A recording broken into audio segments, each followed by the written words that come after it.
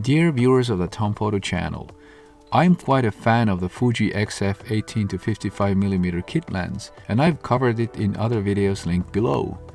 Today I'd like to test how accurately it focuses at different focal lengths. Of course, focusing accuracy depends on several factors like the camera and software, distance to the subject's characteristics and movement, lighting conditions, aperture size, focus settings, whether or not you're using a tripod. I could go on, but let's keep things simpler.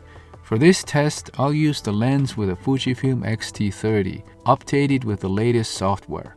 I'll photograph a plywood board under strong artificial lighting with a fixed white balance and ISO 800. I'll focus on three specific focal lengths: 18mm, 35mm, and 55mm, using only a few select f-stops. The image stabilization is off since I'm shooting on a tripod with a self-timer. For each focal length and f-stop combination, I'll take 20 photos and then measure the sharpness to evaluate focus consistency. I've also made a video explaining my photo sharpness measurement method, which is linked below. Now here are the results.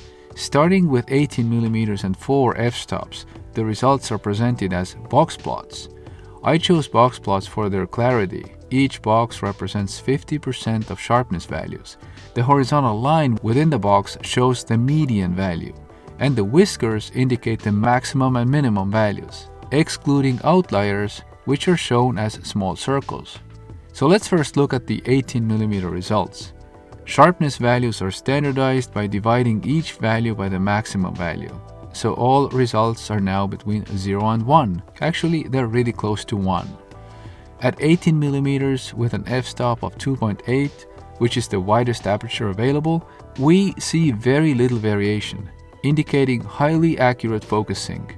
As the f-stop increases, however, the variation grows and median sharpness generally decreases. This suggests that focusing accuracy drops somewhat at smaller apertures, with f11 showing the most variation and the lowest mean sharpness. Moving to 35mm, at the maximum aperture, f3.6, the focusing accuracy is excellent, even better than at 18mm widest aperture. However, as we increase the f-stop, both sharpness consistency and average sharpness decrease, indicating more frequent focus misses. At f11, however, there seems to be some improvement, but the box plot for f11 overlaps entirely with that of the f6.4, and we see more outliers, which implies some loss of reliability. What we can confidently say is that f3.6 outperformed the higher f-stops. Interestingly, at f3.6 the lens focuses quietly, while at higher f-stops it makes audible adjustments. Finally, at 55mm, we see some surprising results. Focusing isn't as accurate at the widest aperture of f4, with a significant number of outliers. f6.4 yields especially poor results, but there's slight improvement at f11.